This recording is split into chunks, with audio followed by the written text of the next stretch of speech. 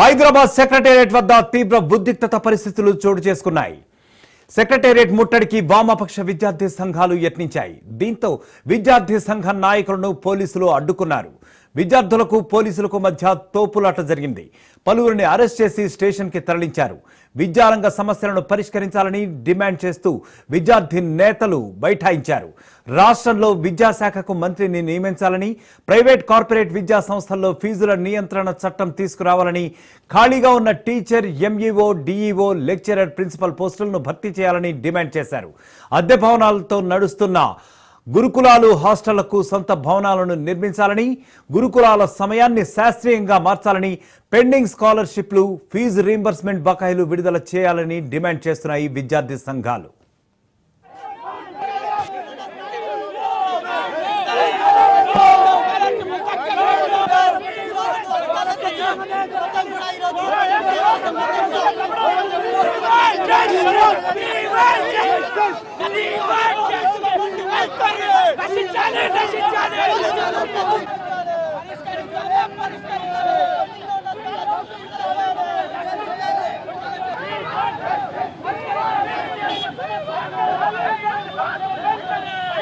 Right, Hyderabad secretariat వద్ద ఉద్రిక్తత చోటు చేసుకుంది.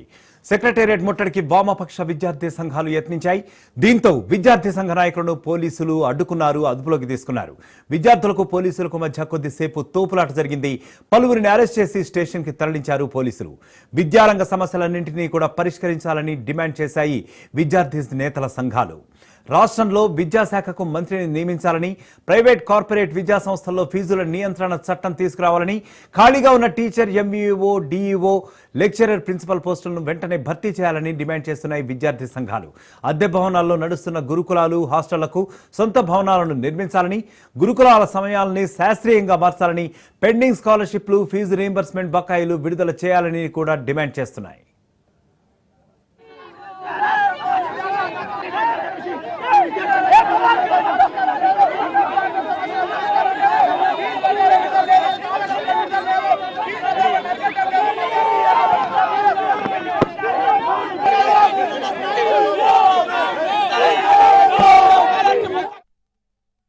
ముఖ్యమంత్రి ఇప్పటికైనా విద్యాశాఖకు మంత్రిని కేటాయించాలి. అదేవిధంగా పెండింగ్ లో ఉన్నటువంటి ఫీజు రీంబర్స్మెంట్, స్కాలర్షిప్ విడుదల చేయాలి. ఫీజుల దోపిడీ అరికట్టాలని చెప్పేసి మేము డిమాండ్ చేస్తున్నాం. లేని పక్షంలో వామపక్ష విద్యాసంఘాలుగా, పీడీఎస్ విద్యాసంఘ భవిష్యత్తులో పెద్ద ఎత్తున ఉద్యమిస్తామని చెప్పి ఈ సందర్భంగా మేము హెచ్చరిస్తున్నాం ముఖ్యమంత్రి గారికి. ఇప్పటికైనా విద్యారంగ సమస్యలు పరిష్కరించండి. శ్రీ చైతన్య నారాయణ కార్పొరేట్ విద్యా సంస్థలు కొమ్ముగాయడం మానని అని చెప్పేసి ఈ సందర్భంగా మేము హెచ్చరిస్తా ఉన్నాం. ఈ రోజు వామపక్ష విద్యార్థి సంఘాల ఆధ్వర్యంలో విద్యారంగంలో సమస్యలు నెలకొన్న సమస్యలు పరిష్కరించాలని చెప్పేసి పీడీఎస్, ఎస్ఎఫ్ఐ, ఏఎస్ఎఫ్ ఆధ్వర్యంలో ఈ రోజు చలో సెక్రటేరియట్ కార్యక్రమాన్ని నిర్వహించడం జరిగింది. అదేవిధంగా ఈ రోజు రాష్ట్రంలో నెలకొన్నటువంటి ప్రాథమిక విద్య నుంచి మొదలు పెడితే ఇంటర్మీడియట్ విద్య వరకు ఉన్నట్టు నెలకొన్న సమస్యలు పరిష్కరించాలి. అదేవిధంగా గురుకులాలకు సొంత భవనాలు నియమించాలని చెప్పేసి తదితర డిమాండ్లతో మేము చేస్తూ ఉన్నాం. పై తరగతికి వెళ్లే విద్యార్థులకు చాలా ఇబ్బంది అవుతున్నది. మళ్ళా కనీసం మౌలిక సదుపాయాలు లేనటువంటి హాస్టళ్లు ఎన్నో ఉన్నాయి. కొన్ని వర్షాలు, ఇప్పుడు వర్షాకాలం వస్తున్నాయి, కూలిపోయే పరిస్థితి చాలా ఉంది. అయినా ఈ ప్రభుత్వం పట్టించుకోలేదు. గత ప్రభుత్వం ఇంతవరకు విద్యార్థులకు ఏం చేయలేదు. మేము వస్తే మంచి చేస్తామన్నారు, కానీ ఇంతవరకు విద్యార్థులకు చేసింది ఏమీ లేదు. ఎక్సైజ్ డిపార్ట్మెంట్ శాఖ మంత్రి ఉన్నాడు, కానీ విద్యాశాఖ మంత్రి ఇంతవరకు నియమించలేడు. సిగ్గు చేయడం. ఇక రాజమండ్రి సెంట్రల్ జైలుకు మాజీ మంత్రి పెద్దిరెడ్డి రామచంద్రారెడ్డి వెళ్లారు. రిమాండ్లో ఉన్న కుమారుడు మిథున్ రెడ్డితో పెద్దిరెడ్డి ములాఖాత్ అయ్యారు. పెద్దిరెడ్డి రాకతో సెంట్రల్ జైల్లో భారీగా వైసీపీ కార్యకర్తలు కూడా చేరుకున్నారు. వైసీపీ నేతలను టార్గెట్ చేసి వేధిస్తున్నారని మాజీ మంత్రి పెద్దిరెడ్డి రామచంద్రారెడ్డి ఫైర్ అయ్యారు. ఏపీలో తాలిబాన్ల పాలన నడుస్తోందన్నారు. ప్రజాప్రతినిధులకు ఇవ్వాల్సిన గౌరవం ఇవ్వడం లేదని ఆయన మండిపడ్డారు.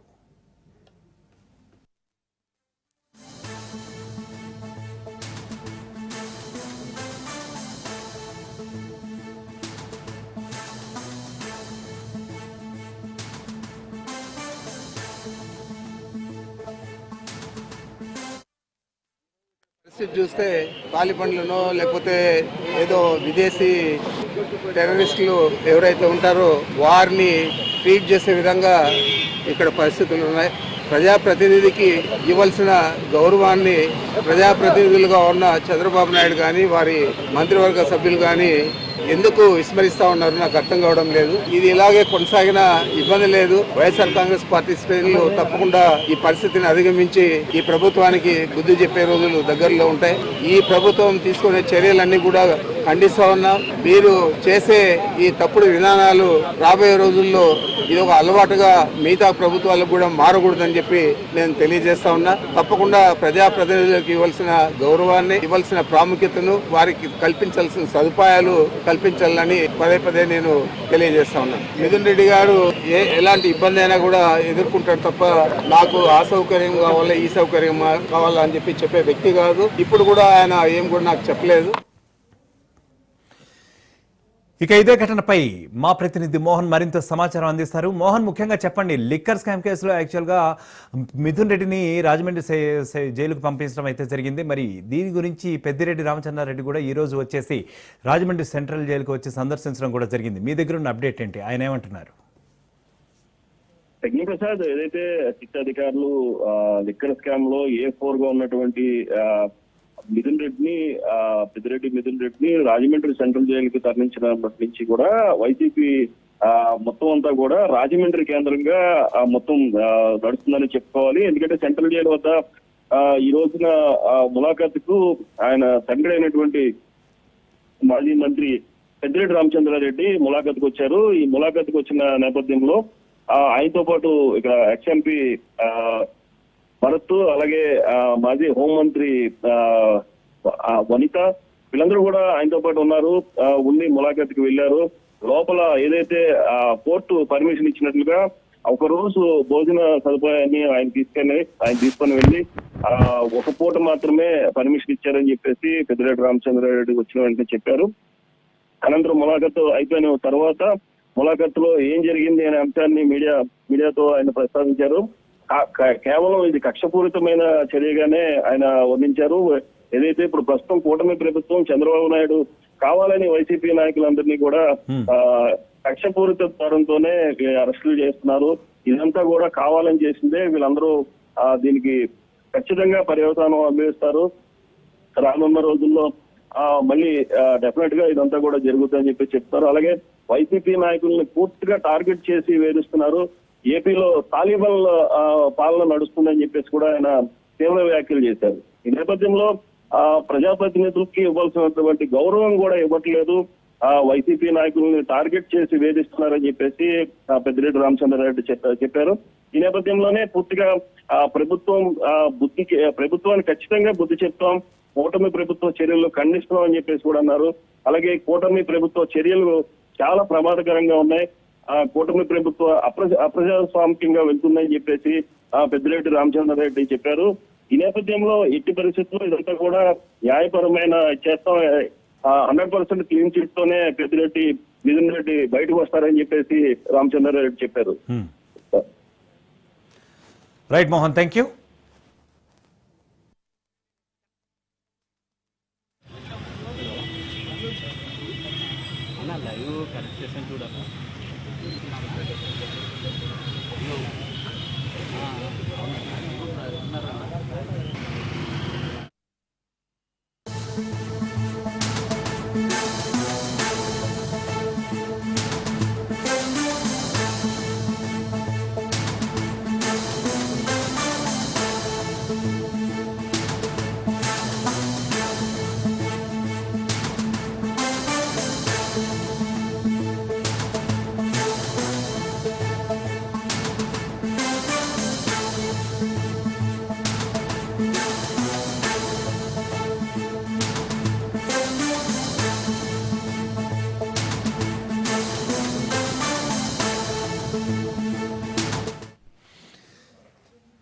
బంజారా హిల్స్ ఎమ్మెల్యే కాలనీలో ఉద్రిక్తత చోటు చేసుకుంది.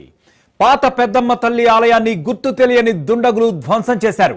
గతంలో గుట్టలపై ఉన్న అమ్మవారి విగ్రహాన్ని తొలగించి నూతనంగా నిర్మిస్తున్న భవన్లోకి భక్తులు మార్చారు ఇటీవల. అయితే గుర్తు తెలియని దుండగులు ఆలయాన్ని ధ్వంసం చేశారు. ఆలయాన్ని కూల్చిన దుండగులపై కఠిన చర్యలు తీసుకోవాలని స్థానికులు ఇప్పుడు డిమాండ్ చేస్తున్నారు. జై పెద్దమ్మ తల్లి కి జై MRO down down MRO down down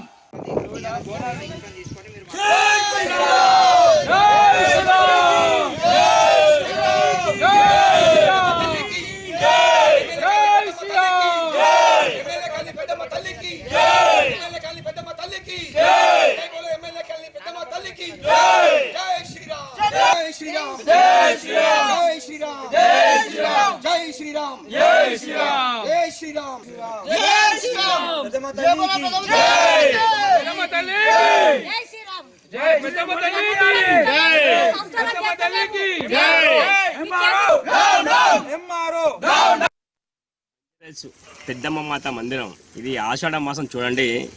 రేపు అమావాస్య. అమ్మవారికి ఎంతో భక్తి స్థితులతోటి అమ్మ ఇంటి ఆడపడుచు అనే ఆలోచనతోటి అనేక రకాల పూజలు చేస్తాం, బోనాల పండుగలు చేస్తాం. మనం ఇక్కడ మందిరం చూడండి ఎంత దారుణంగా ఉందో. సిగ్గుశరం ఉన్నవాడు ఎవడైనా సరే కానీ, ఈ అధికారి కావచ్చు, వాడు ఎవరైనా కావచ్చు, కానీ మందిరం కూర్చోడానికి వీల్లేదు. ఎందుకంటే కొన్ని దశాబ్దాలుగా ఇక్కడ మందిరం ఇక్కడ ఈ సెంటర్లో ఉంది, ఇట్లా దారి ఉందని చెప్పేసి ఇక్కడ లోకల్ సంబంధించిన గ్రామస్తులు అందరూ చెప్తున్నారు. ఇక్కడ మొన్న రెవెన్యూ అధికారులు ఇక్కడ సర్వే చేసినప్పుడు కూడా మందిరం ఉందని వాళ్ళకి తెలుసు. అసలు విషయం తెలిసిన తర్వాత ఎవడో పనికి మన వాడు చెప్పిండు ఏదో కథ ఉందని చెప్పేసి నువ్వు వచ్చి గుడికి కూర్చోడం అంటే ఎంత దుర్మార్గం చూడండి. అలా నేను డైరెక్ట్ గా ప్రభుత్వ యంత్రాంగాన్ని వాళ్ళు ప్రశ్నిస్తున్నా, మీకు దమ్ముంటే తెలంగాణ రాష్ట్ర వ్యాప్తిగా అన్ని గవర్నమెంట్ స్థలాల లోపల వల్ల మందిరాలు, మసీదులు, చర్చిలు అన్ని ఉన్నాయి. తీయగలుగుతారా మీరు? ఆ శక్తి ఉందా, దమ్ము ఉందా మీకు అధికారులకు? ఇవాళ విషయం ప్రశ్నిస్తుంది. అవునయ్యా, ఎంత గవర్నమెంట్ అన్నాయిగా, మరి వీళ్ళందరికి పట్టలు ఎందుకున్నాయి? వీళ్ళందరూ బిల్డింగ్ ఎందుకు కడుతున్నారు? మరి హిందువుల మనోభావాలకు సంబంధించిన మాత మందిరం మొన్నగా పెద్ద ఎత్తున బోనాల పండుగ అయింది కదా. మరి ఇక్కడ ఉన్న వాళ్ళ భక్తులకు దీనికి ఎవరు పూజారున్నారో వాళ్ళని విచారించావా? వాళ్ళకి నోటీస్ ఇచ్చావా? మరి ఎందుకు తీసేశారు మీరు? ఏ ఆలోచన తీసేశారు మీరు? ఎవరికి అమ్ముడు పోయారు ఇవాళ మీరు అధికారులు? మీ వేళ మేము ప్రశ్నిస్తున్నాం. ఖబర్దార్ అధికారులు, మీరు అందరూ ఆలోచించండి. మందిరం ఎలా ఉందో అలా నిర్మించాలి, మీరు సహకరించాలి. లేదంటే పెద్ద ఎత్తున ఉద్యమం చేసి హిందుత్వ శక్తి ఏదో మీకు చూపిస్తాం. మీరు అధికారులు పనిచేయండి. MLA colony, Banjara Hills road number 12 పెద్దమ్మ తల్లి ఆలయం ఇది. ఈ పెద్దమ్మ తల్లికి దాదాపు మా తాతలు ముత్తాతలు కూడా గుట్టపైన ఉంటుండే, అమ్మవారిని పూజించుకుంటుండే. ప్రతి ఆషాఢ మాసంలో వచ్చేసి మేము పూజ చేసే వాళ్ళం ఇక్కడ. అయితే పెద్దమ్మ తల్లిని మొన్న ఈ పక్కన ఎంక్రోజ్ కావడానికి వాళ్ళు ప్రయత్నించి 2 సంవత్సరాల కింద అప్పుడు కూల్చివేయడం జరిగింది. దీనిపైన మేము బంజారాహిల్స్ PS లో కూడా కంప్లైంట్ ఇచ్చినాము. ఆ తర్వాత MRO కూడా దృష్టిలో ఉంది ఈ విషయము. మొన్న MRO ఇవంతా కూడా బ్లూ షీట్స్ వేసేటప్పుడు కూడా ఈ అమ్మవారి టెంపుల్ కోసం కూడా MRO గారికి తెలుసు. ఈ స్లాబ్ వేసుకొని అమ్మవారి ప్రతిష్టాపన కూడా చేపించుకున్నాము. అమ్మవారి ప్రతిష్టాపన జరిగింది. ఈ ఆషాఢ మాసం మొత్తం కూడా బోనాలు చేస్తూనే ఉంటాము. ప్రతిసారి ఆదివారం 20-30 బోనాలు ప్రతి ఇంటి నుంచి కూడా వస్తూ ఉంటాయి. అందరూ కూడా అమ్మవారిని కొలుస్తూ ఉంటాము. నిన్నటి దాకా కూడా మేము ఇవన్నీ ఉత్సవాలు ముగించుకొని నిన్నంతా కూడా పూజలు ముగించుకొని 10 గంటలకు వెళ్లిపోవడం జరిగింది. మధ్యరాత్రి 3-4 గంటల మధ్యలో వచ్చేసి అమ్మవారి విగ్రహాన్ని ధ్వంసం చేసిరు, గుడిని ధ్వంసం చేసిరు. ఇల్లీగల్ స్ట్రక్చర్ అయితే ఏదైనా స్లాబ్లు ప్రైవేట్ వాళ్ళు వేసుకుంటే వాళ్ళ అన్ని కూడా అక్కడక్కడ ఓల్స్ కొట్టిపోతారు. బట్ అమ్మవారి టెంపుల్ అనేది మొత్తం డెమాలిష్ చేసి అమ్మవారి విగ్రహాన్ని కూడా తీయకుండా, మాకేం నోటీస్ ఇవ్వకుండా, ఇది ఎంతవరకు కరెక్ట్? మన రెవెన్యూ డిపార్ట్మెంట్ మధ్యరాత్రి పూట ఎందుకు పనిచేస్తుంది? మేము మాత్రం పొద్దుంపూట పూజలు చేస్తున్నాం. పొద్దుంపూట టెంపుల్ కట్టించుకున్నాము. పొద్దుంపూట మేము అన్ని అమ్మవారి ప్రాణ పరీక్ష కూడా చేసుకున్నాము. మళ్ళీ MRO గానీ ఏ డిపార్ట్మెంట్ గానీ ఎవరు చేసినా మాకు తెలియాలి. ఈ టెంపుల్ ని కూడా ఇరగొడతానికి బాధ్యత ఎవరు తీసుకుంటారు? ఇక ఇదే ఘటనపై మా ప్రతినిధి ఇన్నారెడ్డి మరింత సమాచారం అందిస్తారు. ఇన్నారెడ్డి, ముఖ్యంగా చెప్పండి, గుర్తు తెలియని దుండగులు ఆలయాన్ని ధ్వంసం చేశారు అంటున్నారు. ఆలయాన్ని కూల్చిన దుండగులపై కఠిన చర్యలు తీసుకోవాలని కూడా స్థానికులు ఇప్పుడు డిమాండ్ చేస్తున్న పరిస్థితి. అలాగే ప్రజాప్రతినిధులు కూడా అక్కడ తీవ్ర ఆగ్రహాన్ని వ్యక్తం చేస్తున్నటువంటి పరిస్థితి అయితే ఉంది. దీనిపై మీ దగ్గర ఉన్న సమాచారం ఏంటి? ప్రసాద్, మనం గమనించవచ్చు, అంటే కొన్ని అరాచక శక్తులు మత కల్లోలాలు రేపడానికి కావచ్చు, తర్వాత రిలేటెడ్ మాఫియా ప్రధానంగా ఇలాంటి ఘటనకు చోటు చేసుకున్న సందర్భాలు మనం చాలా చూసాం. ఇప్పుడు కూడా ఈ ఘటన మనం చూస్తే ఇది ఖచ్చితంగా ల్యాండ్ మాఫియా సంబంధించి కావచ్చు, తర్వాత ఇక్కడ మత కల్లోలాలు రేపడానికి కొన్ని అరాచక శక్తులు చేస్తున్న పనులు కావచ్చు. సో ప్రస్తుతం ఇప్పుడు మనం చూస్తే బంజారాహిల్స్ లోని ఈ పాత పెద్దమ్మ గుడి ప్రాంతంలో ఈ రకంగా ఆలయాన్ని ధ్వంసం చేశారు గుర్తులేని వ్యక్తులు అని చెప్పేసి కూడా ఫిర్యాదు అందింది. సో ప్రధానంగా ఈ ఫిర్యాదును తీసుకున్న పోలీసులు తీసుకోవడం కాకుండా దీనికి కారకులైన వారి మీద చర్యలు తీసుకోవాలని చెప్పి దాని మీద కూడా ఖచ్చితంగా దృష్టి పెట్టాల్సిన అవసరం ఉంది. అయితే ప్రధానంగా మనం గమనిస్తే ఈ ఘటన మనం పరిశీలిస్తే ఇక ల్యాండ్ మాఫియా సంబంధించిన కొంతమంది ఇలాంటి దేవాలయాలను డిస్టర్బ్ చేసి అక్కడ ల్యాండ్ డెవలప్ చేసే ప్రక్రియలో భాగంగా కావచ్చు, లేకపోతే మరొక రకంగా ఏదో రకంగా మతకళ్ళలో సృష్టించే దానిలో భాగంగా ఇలాంటి ఆలయాలను ధ్వంసం చేసి ఏదో రకంగా గొడవలు పెట్టే ప్రక్రియలో భాగంగా కూడా ఇలాంటి ఘటనలు జరుగుతుంది మనం గమనించవచ్చు.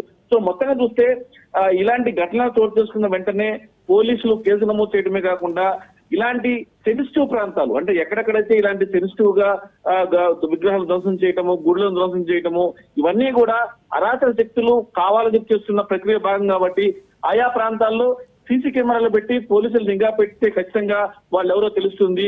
ఇప్పటికైనా సరే ఘటన జరిగిన తర్వాత హడావుడి కాకుండా ఘటన జరగక ముందే ఇలాంటి సెన్సిటివ్ గా ఉన్న ప్రాంతాలను గుర్తించి ఆయా ఆలయాలను పరిరక్షణ చేయాల్సిన బాధ్యత కూడా స్థానిక పోలీసులు ఉంది. కాబట్టి ప్రస్తుతం అయితే మాత్రం అక్కడ తీవ్ర ఉత్కంఠ నెలకొన్న నేపథ్యంలో పోలీసులు శాంతింపజేసి పోలీసుల గురించి ఫిర్యాదు చేయమన్నారు. ప్రస్తుతం అయితే మాత్రం ఫిర్యాదు ఇచ్చారు.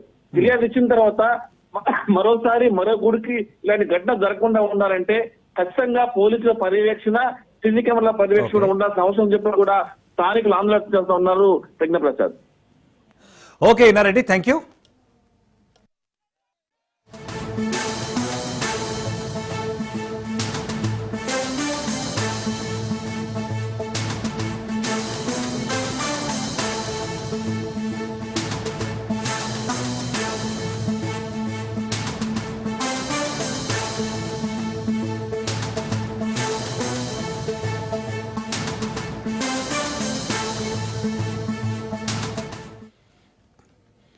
ఇక అయోధ్య రామ మందిరం నమూనా సెట్ నిర్వాహకుల మోసాలు ఒక్కొక్కటిగా వెలుగులోకి వస్తున్నాయి. గరుడ సంస్థ నిర్వాహకుడు దుర్గాప్రసాద్ తనను మోసం చేశాడంటూ కాకినాడకు చెందిన బాధితుడు గణేష్ అనే వ్యక్తి ఆవేదన వ్యక్తం చేశాడు. 32 లక్షల రూపాయలు తనతో ఖర్చు పెట్టించి విశాఖలోను కుంభమేళాలోను రామ మందిరం నమూనా సెట్ను నిర్వాహకుడు దుర్గాప్రసాద్ వేశాడని గణేష్ ఆరోపించాడు. దుర్గాప్రసాద్ డబ్బులు తీసుకుని తనను మోసం చేశాడని ఆయన వ్యాఖ్యానించారు. తనకు ఇవ్వాల్సిన డబ్బులు ఇవ్వకుండా 2 నెలలుగా తిరుగుతున్న దుర్గాప్రసాద్పై కఠిన చర్యలు తీసుకోవాలని కోరుతూ కాకినాడ జిల్లా ఎస్పీకి గణేష్ ఫిర్యాదు చేశాడు. ప్రజలలో ఉండే భక్తిని అనువుగా చేసుకుని రామమందిరం సెట్ వేసి కోట్ల రూపాయలను నిర్వాహకులు వెనకేసినట్లు ప్రజలు ఆగ్రహం వ్యక్తం చేస్తున్నారన్నారు. బీచ్ రోడ్డులోని గరుడ అనే సంస్థ ఈ సెట్ను ఏర్పాటు చేసింది. ఈ సెట్ ఆధారంగా అయోధ్య పేరిట నిర్వాహకులు వ్యాపారం చేస్తున్నారన్న ఆరోపణలు కూడా వెల్లువెత్తుతున్నాయి.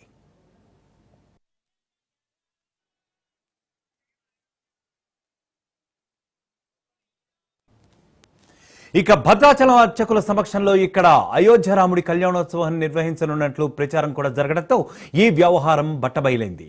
వారి వ్యాపారంలో భద్రాచలం దేవస్థానాన్ని వాడుకోవడంపై ఆ దేవస్థానం ఈవో ఆగ్రహం వ్యక్తం చేశారు.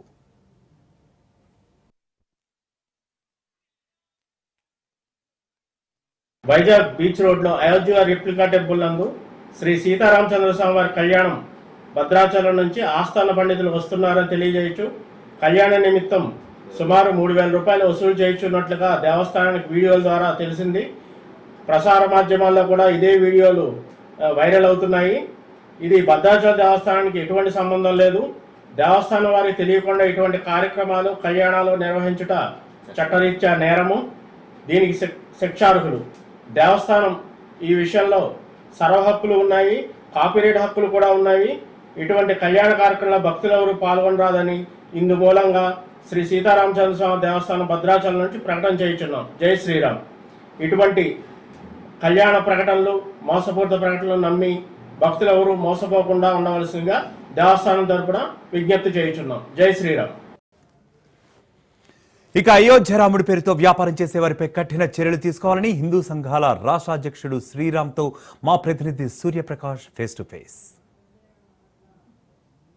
విశాఖపట్నంలో అయోధ్య సెట్ నమూనా నిర్మాణం ఏదైతే ఉందో దానికి అయితే దాదాపు అత్యధికంగా అయితే విమర్శలు ఎన్నో వస్తూ ఉన్నాయి. దానికి సంబంధించి కోట్లాది రూపాయలు కూడా దోచుకున్నారని అయితే ఆరోపణలు ఎన్నో వచ్చాయి. దానికి సంబంధించి 3 టౌన్ పోలీస్ స్టేషన్లో కూడా ఫిర్యాదు చేయడం జరిగింది. ఒక బాలరాముడి పైన అయితే ఇటువంటి అభియోగాలు తీసుకొచ్చే ప్రయత్నం చేయడం అయితే హిందూ సంఘాలు పూర్తి స్థాయిలో అయితే ఖండిస్తున్నాయి. దానికి సంబంధించి పూర్తి వివరాలు తెలియజేయడానికి ఇక్కడ మనతో పాటు హిందూ సంఘ నాయకులు అయితే ఉన్నారు. వాళ్ళని అడిగితే తెలుసుకుందాం. సార్ చెప్పండి, అసలు బాలరాముడి సెట్ని అయోధ్యనే ప్రజల్లోకి తీసుకొచ్చామని చెప్పే ప్రయత్నం చేశారు, కానీ దీనిపైన అవినీతి ఆరోపణలు రావడాన్ని ఎలా చూడొచ్చుంటారు?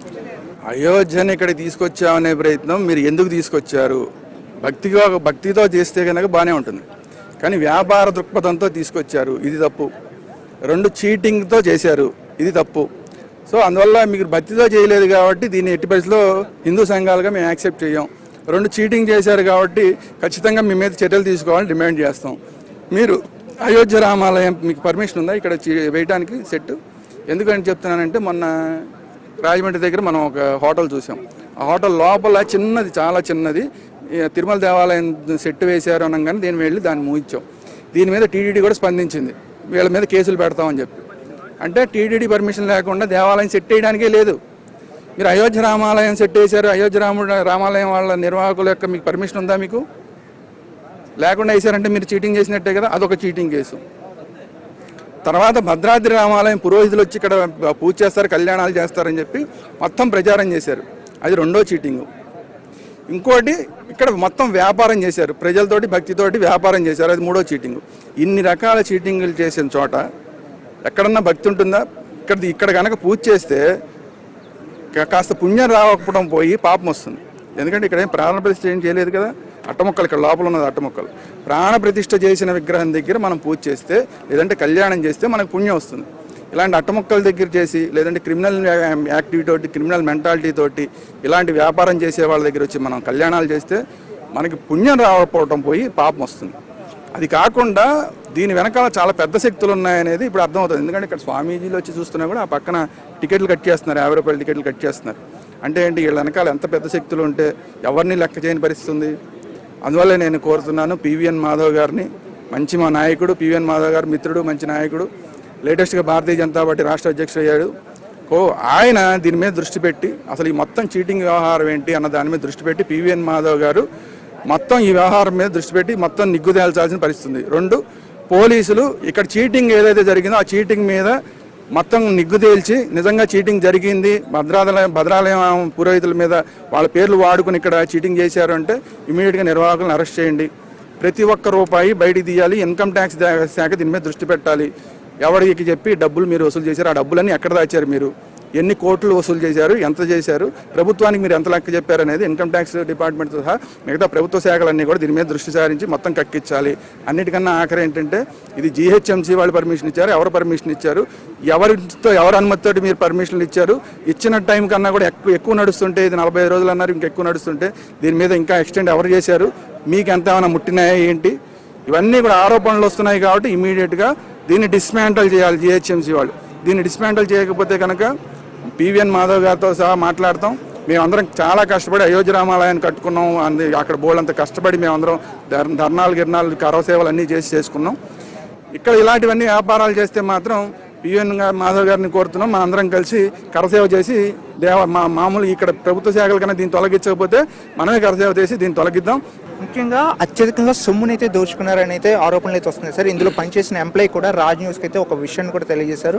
ఇక్కడ దాదాపు 6 లక్షల టికెట్లు అయితే కట్ చేసాము, ఒక్కో టికెట్ 50 రూపాయలు చొప్పున దాదాపు 3 కోట్ల రూపాయలు అయితే తీసుకొచ్చాము. ఆ సొమ్ము అంతా ఏం చేయబోతున్నారు హిందూ సంఘాలుగా? ఆ సొమ్ము ఇది ఒక రాముడి సొమ్ము అంటే ఇది ఒక హిందువుల సొమ్ము, అది దేవాదాయ శాఖకు అందాల్సిన అవసరం ఉంది. దానికోసం ఎటువంటి చర్యలు తీసుకోబోతున్నారు? అందుకే నేను అంటున్నది, దీని మీద ఇన్కమ్ ట్యాక్స్ డిపార్ట్మెంట్ దగ్గర నుంచి దేవాదాయ శాఖ దగ్గర నుంచి ప్రతి ఒక్కళ్ళు దృష్టి పెట్టి ఆ టికెట్లకు పర్మిషన్లు ఇచ్చిన వాళ్ళు ఎవరు, ఎన్ని టికెట్లు తగినాయి, ఎంత వసూలు చేశారు, అది కాకుండా అక్కడ స్టాల్స్ పెట్టారు, ఆ స్టాల్స్ వాళ్ళ దగ్గర కూడా డబ్బులు వసూలు చేశారంట.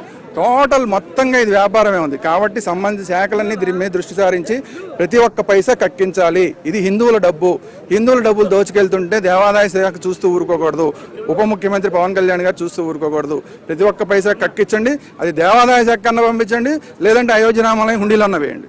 ఇది ఇక్కడున్న పరిస్థితి. పూర్తి స్థాయిలో కూడా ఈ యొక్క రాముడి సెట్ వేసి అయితే రాముడిని అయితే పక్కదో పట్టించి ఆయన యొక్క విశిష్టతను, ఆయన యొక్క పవిత్రతను అయితే కొల్లగొట్టే విధంగా అయితే వీళ్ళు ప్రయత్నం చేశారు. ఇటువంటి ఎవరైతే తప్పుదంగా చేశారో, ఇటువంటి ప్రయత్నాలు ఎవరైతే చేశారో వాళ్ళపైన అయితే కఠిన చర్యలు తీసుకోవాల్సిన అవసరం ఎంతైనా ఉందనే విషయాన్ని అయితే ఇక్కడ హిందూ సంఘాలు అయితే ప్రధానంగా డిమాండ్ చేస్తున్నాయి. ముఖ్యంగా 6 లక్షల టికెట్లు కట్ చేసి అంటే 3 కోట్ల రూపాయల పైసలుగా ఈ యొక్క సొమ్ము ఏదైతే ఉందో దాన్ని అంతటిని కూడా రామాలయానికి, అయోధ్య రామాలయానికి చెందే విధంగా ఇవ్వాల్సిన అవసరం ఎంతైనా ఉందని, అదే ఈ సెట్లకు సంబంధించి ఎవరైతే అత్యధికంగా డబ్బులు వసూలు చేశారో వాళ్ళు ఎవరైతే బాధితులు ఉన్నారో కూడా వాళ్ళకైతే సొమ్ముని ఇచ్చేంత వరకు కూడా మేము ముందుకెళ్లే ప్రయత్నం చేస్తామన్న విషయాన్ని అయితే తెలుసు. కెమెరామెన్ కృష్ణతో సూర్యప్రకాష్, రాజ్ న్యూస్, విశాఖపట్నం. మంచిర్యాల జిల్లాలో ఫ్రీ మెట్రిక్ హాస్టల్లో విధులు నిర్వహిస్తున్న కార్మికులకు సరైన సమయానికి వేతనాలు అందకపోవడంతో తమ కుటుంబాలు గడవడమే కష్టంగా మారిందని కార్మికులు వాపోతున్న పరిస్థితి ఉంది. వేతనాల కోసం అధికారుల చుట్టూ ఎన్నిసార్లు తిరిగినా తమ సమస్యలు ఎంత వరకు కూడా పరిష్కరించడం లేదని కార్మికులు తీవ్రంగా ఆవేదన వ్యక్తం చేస్తున్నారు. ఫ్రీ మెట్రిక్ హాస్టళ్లలో కార్మికుల సమస్యలపై మరింత సమాచారాన్ని మా ప్రతినిధి అరుణ్ కుమార్ అందిస్తారు. ఫ్రీ మెట్రిక్ హాస్టల్లో వివిధ విభాగాల్లో విధులు నిర్వహిస్తున్నటువంటి కార్మికులకు గత 7 నెలల నుండి వేతనాలు లేకపోవడంతో కూడా తీవ్ర ఇబ్బందులు ఎదుర్కొంటా ఉన్నారు. కుటుంబాలు గడవడమే ఇబ్బందిగా మారిందంటూ కూడా ఆవేదన వ్యక్తం చేస్తున్నటువంటి పరిస్థితిగా దీనికి సంబంధించి మన దగ్గర కొంతమంది ఫ్రీ మెట్రిక్ హాస్టల్లో విధులు నిర్వహిస్తున్నటువంటి కార్మికులు నిజంగా వీలు పడుతున్నటువంటి ఇబ్బంది ఏంది, ప్రభుత్వాన్ని ఏం డిమాండ్ చేస్తున్న విషయాలు చేసుకునే ప్రయత్నం చేద్దాం. చెప్పండి ఏంది మీ ప్రధానంగా మీ సమస్య ఏంది అసలు పరిస్థితి? సార్ మాకు 8 నెలలు అవుతుంది జీతం రాక, ఇప్పుడు 8 నెలలు అవుతుంది జీతం రాక, ఎట్లా బతకాలి సార్? మరి జీతం కూడా ఇస్తలేదు, బడ్జెట్ ఇస్తలేదు నెలకు, ఈ పిల్లలు ఫీజు కట్టక కిరాయి కట్టక ఇబ్బంది బాగా పాడైతున్నాం మేము. మరి మేము అడిగేది కండక్ట్ తీసేసి మొత్తం ఆయన జీతం ఇచ్చినట్టే చేస్తే అయిపోతాయి. గవర్నమెంట్ ఈ కాంట్రాక్టర్ తీసేయండి సార్. మీరు చెప్పండి, మీరు ఎటువంటి ఇబ్బందులు ఎదుర్కొంటున్నా? 7 నెలల నుంచి కూడా వేతనాలు రావడం లేదని తెలుస్తా ఉన్నది. కుటుంబాలు ఎట్లా గడుస్తా ఉన్నాయి? అసలు కుటుంబాల పరిస్థితి ఏంది? కుటుంబాల పరిస్థితి చాలా ఘోరంగా ఉంది సార్, ఘోరంగా ఉంది. అసలు ఫీజులు కట్టలేక ఇబ్బందులు పడుతున్నాం. ఇంటి పరిస్థితి కూడా అసలు అందరికీ సొంత ఇల్లు ఏమి లేవు సార్, అందరు రెంట్కు ఉండాలా, రెంట్కుంటే రెంట్ కట్టలేక పరిస్థితిలో ఉన్నాం. రెంట్ కట్టకపోతే కూడా ఇంట్లో ఉండనివ్వడానికి కూడా ఛాన్స్ లేదు. కానీ ఇల్లు లేకపోతే సార్ డ్యూటీలు చేయడం కూడా కష్టమే, రావడం పోవడం కూడా కష్టమే. అందుకనే జీతాలు కంటిన్యూగా నెలకు రావడానికి చెప్తున్నా సార్. దీనికి సంబంధించి మన దగ్గర మరో కార్మికులు బ్రదర్, మీరు చెప్పండి, మీరు ఎటువంటి ఇబ్బంది ఎదుర్కొంటున్నారు? చేసిన పరిస్థితి ఎట్లా ఉంది? మాకు గత జనవరి నుంచి జీతాలు రావడం లేదు. మాకు ఇల్లు కట్టడానికి ఇబ్బంది ఉన్నది, పిల్లలకు ఫీజులు కట్టాలన్నా ఇబ్బంది ఉన్నది. అవుట్ సోర్సింగ్ అంటే హీనంగా చూస్తాను సార్. ఈ అవుట్ సోర్సింగ్ విధానం తీసేసి మాకు పర్మనెంట్ చేయకుండా నెల వేతనం ఇచ్చితే మాకు బాగుంటామని మేము కోరుకుంటున్నాం సార్. అంటే ఎన్ని నెలల నుంచి 8 నెలలు అంటున్నారు, మరి అధికారుల దృష్టికి ఏమైనా తీసుకువెళ్ళి అధికారులను సంప్రదిస్తే ఏం చెప్తా ఉన్నారు? అధికారులు 5 నెలల నుంచి బడ్జెట్ వచ్చినా ఈ సార్లు చేయలేక అది మళ్ళీ రిటర్న్ బిల్లు రావడం, ఈ సరిగా సార్లు పట్టించుకోవడం లేదు. ఏ సార్ మమ్మల్ని పట్టించుకోవడం లేదు, వార్డన్ సార్ కానీ హెచ్డబ్ల్యూ కానీ డీడీ కానీ ఎవ్వరు పట్టించుకోవడం లేదు. మా జీతాలు పెండింగ్ ఉండడు, ఆఫీసుకు పోగటం మళ్ళీ మా గురించి ఏ ఒక్కసారి కూడా పట్టించుకోవడం లేదు. మా హీనంగా ఉన్నది సార్ మా పరిస్థితి. మాకు నెలకు జీతాలు అయితే మేము అంతే కోరుకుంటున్నాం సార్. రైట్ గా దీనికి సంబంధించి మన దగ్గర మరొక నాయకుడు ఆయన తెలుసుకున్నాం. బ్రదర్ చెప్పండి, నిజంగా కూడా చాలా ఇబ్బందిగా ఎదుర్కొంటా ఉన్నారు తెలుసా? వేతనాలు లేకపోతే కుటుంబాలు గడవడం కష్టంగా మారింది అంటా ఉన్నారు. ఒక నాయకునిగా వాళ్ళకి సపోర్ట్ చేస్తున్నారు. మీరు నిజంగా కూడా ఏం చెప్పదలుచుకున్న ప్రభుత్వాన్ని ఏం డిమాండ్ చేస్తున్నారు? మంచిర్యాల జిల్లా ఫ్రీ మెట్రిక్ హాస్టళ్లలో పనిచేసే సుమారు 30-35 మంది కార్మికులకు గత 7 నెలలుగా, ఈ నెలతోని 8వ నెలలుగా వేతనాలు రాష్ట్ర ప్రభుత్వం చెల్లించడం లేదు. అసలు అవుట్ సోర్సింగ్ కార్మికులకు బడ్జెట్ ఇవ్వడమే 3 నెలలకు ఒకసారి ఇస్తారు. ఈ 3 నెలలకు ఇచ్చేటటువంటి బడ్జెట్ ని కూడా సరిగ్గా బిల్లులు చేయక ట్రెజరీలో నుంచి సంబంధిత శాఖ అధికారులకు బిల్లులు రిటర్న్ వచ్చినప్పటికీ ఆ శాఖ అధికారులు అలర్ట్ గా లేకపోవడం వల్ల ఇవాళ ఒక 30-35 మంది కార్మికులు నకనకలాడుతున్నారు. వేతనాలు లేకపోవడంతో వాళ్ళ ఇంటి కిరాయి కానీ, కిరాణం వస్తువులు కానీ, అదేవిధంగా స్కూల్ ఫీజులు కానీ, ప్రయాణ ఛార్జీలు కానీ, హాస్పిటల్స్ కానీ, ఇట్లా డిష్ బిల్లు, పాల బిల్లు, ఇట్లా నానా రకాల డబ్బులు కట్టుకోలేక ఇవాళ చాలా ఆర్థికపరమైనటువంటి ఇబ్బందులకు గురవుతున్నారు. కనుక ఈ ప్రభుత్వము ఈ బిల్లులు చేసే విధానాన్ని మార్చాలని, కలెక్టర్ అకౌంట్స్ నుంచి డైరెక్ట్ నెల వేతనాలు ఇవ్వాలని భారత కార్మిక సంఘాల సమాఖ్య డిమాండ్ చేస్తూ ఈ 8 నెలల వేతనాల పైన IFT ఆధ్వర్యంలో చాలా సీరియస్ గా పోరాటాలు చేస్తామని చెప్పేసి ఈరోజు మేము చర్చించుకోవడం జరిగింది. ఖచ్చితంగా అవసరమైతే కలెక్టర్ ఆఫీస్ కావచ్చు, అదేవిధంగా కమిషనర్ ఆఫీస్ కావచ్చు, అవసరమైతే సెక్రటేరియట్ కూడా ముట్టడిస్తామని చెప్పేసి ఈ వర్కర్స్ తరఫున నేను తెలియపరుస్తున్నాం. రైట్ గా ఇదైతే కార్మికులతో పాటు నాయకులు అయితే తెలుపుతున్నటువంటి పరిస్థితి. ఏదైతే అధికారుల నిర్లక్ష్యంతోనే 7 నెలలుగా జీతాలు రావడం లేదైతే వేతనాలు రావడం లేదైతే వీళ్ళు ఆవేదన వ్యక్తం చేస్తున్నారు. ఇప్పటికైనా కూడా అధికారులు చొరవ తీసుకొని కూడా ప్రతి నెల కూడా వేతనాలు చెల్లించే విధంగా చర్యలు చేపట్టారు. లేదంటే కూడా అసెంబ్లీతో పాటు సెక్రటరియట్ను కూడా ముట్టడించడానికి తాము సిద్ధమవుతామన్నట్టు కార్మికులు, అదేవిధంగా కూడా కార్మిక సంఘాల నాయకులు అయితే ప్రభుత్వాన్ని హెచ్చరిస్తున్నటువంటి పరిస్థితి. అరుణ్ కుమార్, రాజ్ న్యూస్, మంచిర్యాల జిల్లా.